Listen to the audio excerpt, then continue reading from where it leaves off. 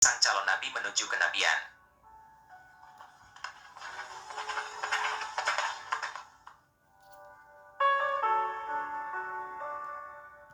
Di saat masyarakat Mekah semakin jauh dari ajaran Nabi Ibrahim alaihissalam,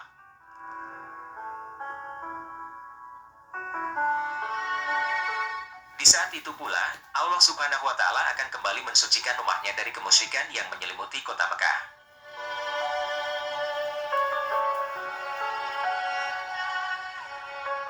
Setelah gagalnya rencana pasukan Raja Abraha untuk menghancurkan Ka'bah,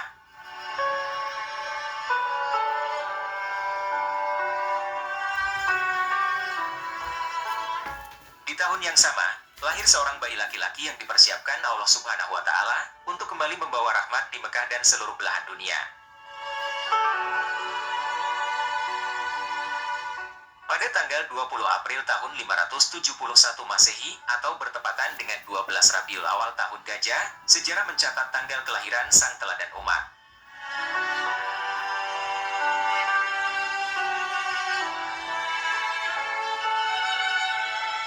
Dari keluarga yang amat terhormat, keluarga besar Bani Hashim, bayi tersebut diberi nama Muhammad. Nama Muhammad bukanlah nama pemberian manusia, tetapi nama yang disampaikan Allah kepada kakek dan ibunya melalui isyarat mimpi.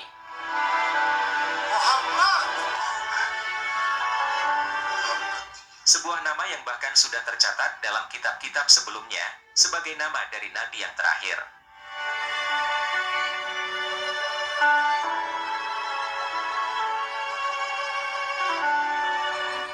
Muhammad kecil yang terlahir sebagai seorang yatim mendapatkan perhatian yang begitu besar dari sang kakek, Abdul Muthalib. Sang kakek menginginkan pendidikan terbaik untuk cucunya.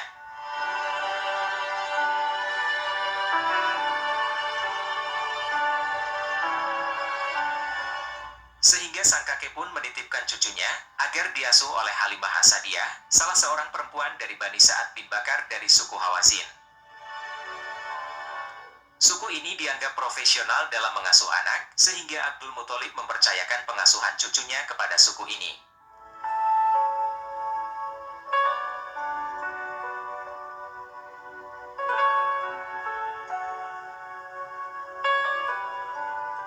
Dengan kondisi geografis yang berbukit dan berudara segar, Muhammad kecil tumbuh di lingkungan Bani Sa'ad.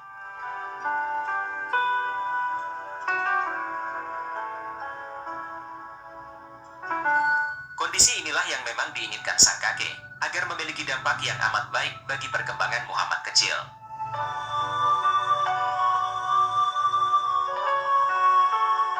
Di perkampungan Bani Sa'ad juga, Muhammad sang calon nabi memperoleh kefasihan dan keindahan dalam berbahasa, sebab Bani Sa'ad memiliki tata bahasa Arab yang masih santun. Berbeda dengan bahasa di perkotaan yang sudah tercampur dengan bahasa lainnya.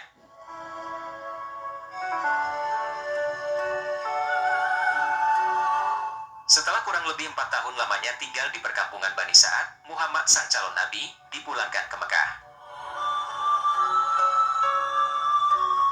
Kepulangan Muhammad kecil ke Mekah terjadi setelah keluarga Halimah mengetahui peristiwa yang aneh, peristiwa yang kemudian dikenal sebagai pembelahan dada Muhammad, sang calon nabi.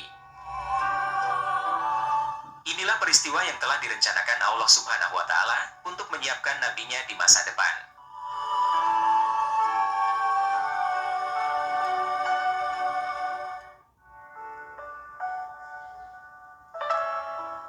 Muhammad sang calon nabi kini berada dalam asuhan sang ibunda, Aminah binti Wahab.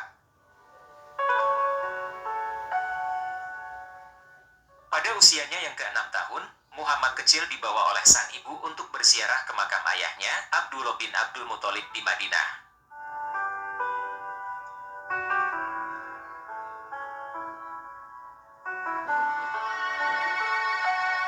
Namun, pada saat dalam perjalanan kembali dari Madinah, kesedihan kembali melanda sang calon nabi akibat wafatnya sang ibunda, Aminah binti Wahab.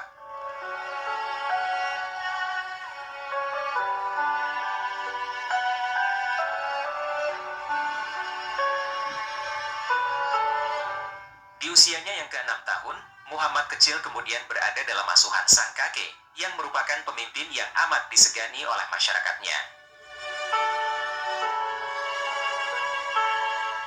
Abdul Muthalib merupakan orang kepercayaan masyarakat Mekah di dalam memegang otoritas Ka'bah. Pada saat itu, Abdul Muthalib memiliki tempat duduk khusus di bawah Ka'bah dan tidak ada seorang pun yang berani duduk di atasnya, sekalipun anak-anaknya sendiri. Namun Muhammad kecil justru bermain-main dan duduk di atasnya. Melihat itu, paman-paman Nabi pun berusaha untuk mengambil dan menariknya.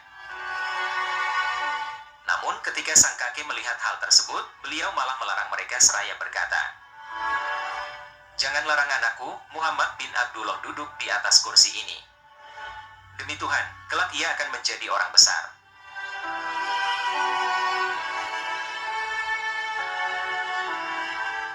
2 tahun hidup dalam kasih sayang dan didikan sang kakek, Muhammad kecil yang baru berusia 8 tahun, kembali harus merasakan kepedihan.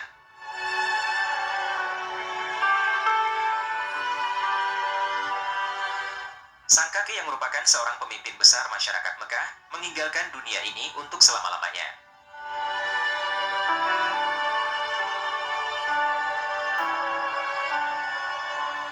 Muhammad sang calon nabi, kini berpindah pengasuhan kepada salah seorang pamannya, yakni Abu Thalib.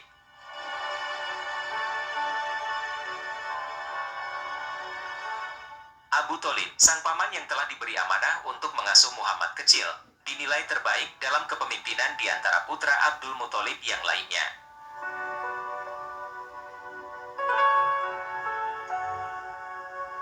Asuhan Muhammad kecil sang calon nabi terus berpindah ke tangan-tangan terbaik.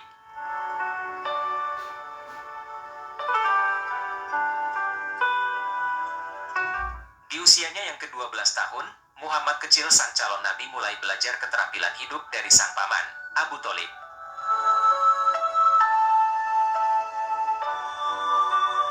Beliau mulai diperkenalkan dengan perdagangan serta ilmu bela diri.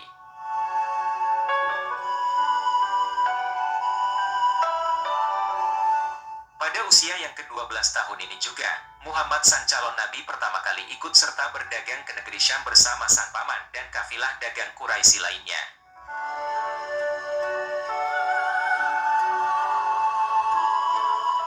Ketika rombongan itu singgah di Bashrah, wilayah antara Syam dan Hijaz, mereka bertemu dengan seorang pendeta bernama Buhaira. Pendeta Buhaira saat itu terheran-heran melihat sebuah kafilah dagang yang datang dari Mekah. Kafilah ini sudah seringkali melewati wilayahnya, tapi kali ini terlihat tidak seperti biasanya.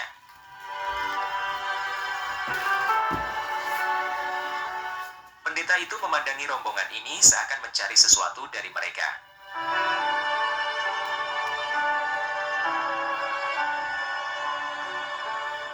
Setibanya rombongan kafilah tersebut, pendeta Buhaira kemudian menjamu makan rombongan Abu Thalib. Dengan maksud untuk memperhatikan satu persatu orang yang manakah yang telah membawa tanda-tanda yang ia cari itu. Pendeta itu terus memperhatikan gerak-gerik dan sifat-sifat serta tanda-tanda yang dicarinya.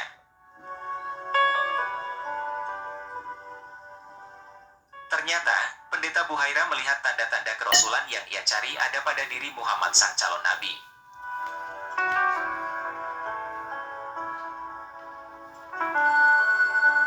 Kemudian pendeta Buhaira memberi nasihat kepada Abu Thalib supaya Muhammad sang calon nabi ini dijaga dengan baik, karena anak inilah yang akan menjadi pemimpin umat di kemudian hari.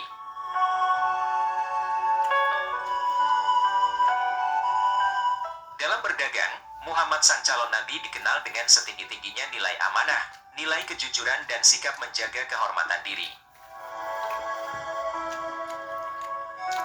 Inilah karakter beliau di segenap sisi kehidupannya, hingga beliau diberi gelar Al-Amin, orang yang paling jujur dan tidak pernah sekalipun berdusta.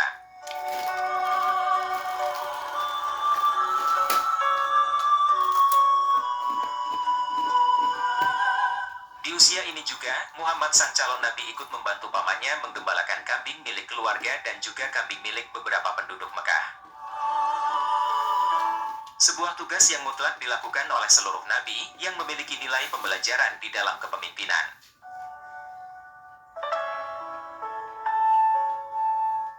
Dari Abu Hurairah radhiyallahu radhiyallahu anhu bahwa Rasulullah Shallallahu alaihi wasallam bersabda, "Tidak ada nabi kecuali pernah menjadi penggembala kambing." Mereka para sahabat bertanya, "Apakah engkau juga wahai Rasulullah?" Beliau berkata, "Iya, saya telah menggembala dengan imbalan beberapa kirot dari penduduk Mekah." Hadis riwayat Bukhari, nomor 2262.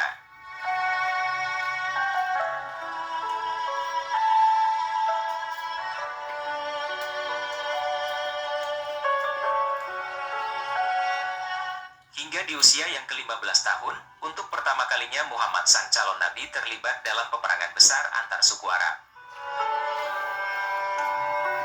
Pada saat itu, beliau ikut serta dalam perang Fijar bersama paman-pamannya. Karena usianya yang masih belia, beliau hanya diizinkan untuk mengumpulkan panah-panah musuh yang meleset untuk digunakan lagi menyerang balik musuh. Namun ketika keadaan Quraisy terdesak, Muhammad sang calon nabi diizinkan untuk menunjukkan kemampuan memanahnya. Di usia ini, beliau mendapatkan pelajaran berharga tentang perihnya peperangan dan permusuhan.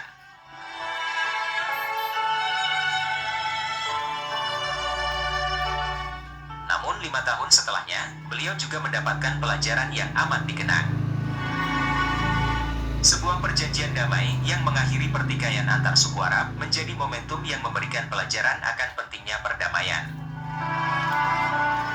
Perjanjian ini bertujuan untuk melindungi hak-hak para pedagang asing yang seringkali terzolimi.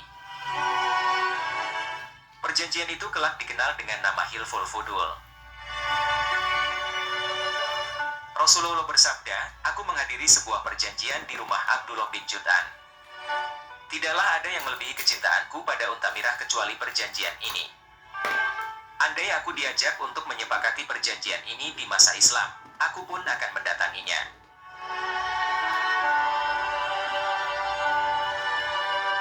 Tahun demi tahun berlalu, karakter mulia Muhammad sang calon nabi semakin terbentuk.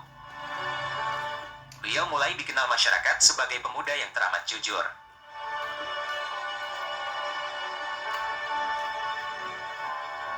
Hingga di usianya yang ke-25 tahun, beliau mendapatkan kepercayaan untuk memimpin kafilah dagang milik saudagar wanita yang bernama Khadijah binti Khuwailid.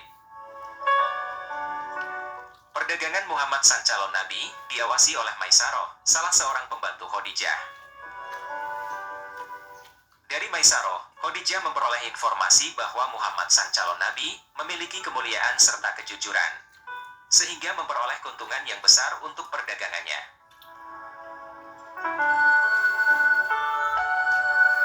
Kemuliaan pribadi Muhammad sang calon nabi menarik perhatian Khadijah binti Khuwailid.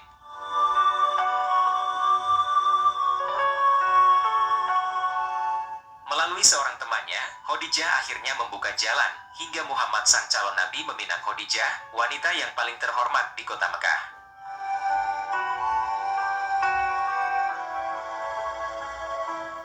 Dari tangan-tangan terbaik, Allah Subhanahu wa Ta'ala mempersiapkan perbekalan nabinya, hingga tak heran Muhammad tumbuh menjadi pemuda yang paling disegani di lingkungan masyarakatnya.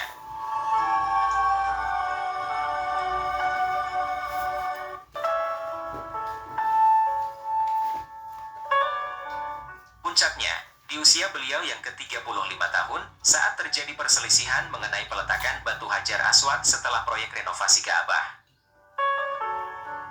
Pada saat itu, hampir saja terjadi pertumpahan darah akibat perselisihan untuk menentukan siapa yang paling pantas meletakkan batu Hajar Aswad. Hingga akhirnya disepakati, siapa saja yang pertama kali melewati Ka'bah, dialah yang berhak meletakkan batu Hajar Aswad. Allah Subhanahu wa Ta'ala menakdirkan orang yang berhak tersebut tak lain adalah Muhammad Al-Amin, calon rasulnya. Saat mengetahui kehadiran Muhammad sang calon nabi, seluruh pemuka Quraisy menunjukkan kepuasan mereka. Muhammad sang calon nabi memberikan solusi agar meletakkan Hajar Aswad pada sehelai kain, yang setiap ujung kain tersebut dipegang oleh masing-masing pemimpin suku Quraisy. Kemudian batu Hajar Aswad diletakkan di tempat semula oleh Muhammad sang calon nabi.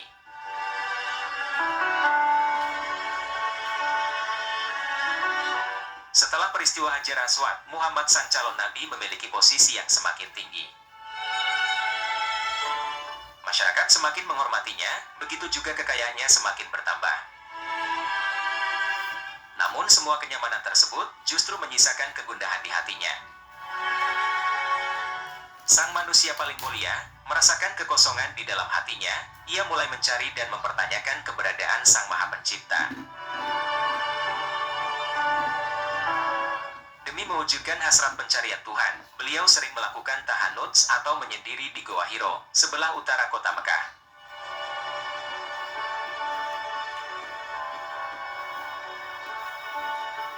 Hingga di usia 40 tahun, untuk pertama kalinya beliau memperoleh wahyu melalui pelantara malaikat Jibril di malam 17 Ramadan. Iqra. Iqra bismi rabbikal ladzi khalaq. Khalaqal insana min 'alaq. Iqra wa rabbukal akramul ladzi 'allama bil qalam. 'Allamal insana ma lam ya'lam. Pada usia 40 tahun inilah, di mana seseorang akan mencapai usia kematangan. Sejak saat itu juga, Rasulullah Muhammad SAW diangkat menjadi nabi, dan mulai menyebarkan Islam di Mekah.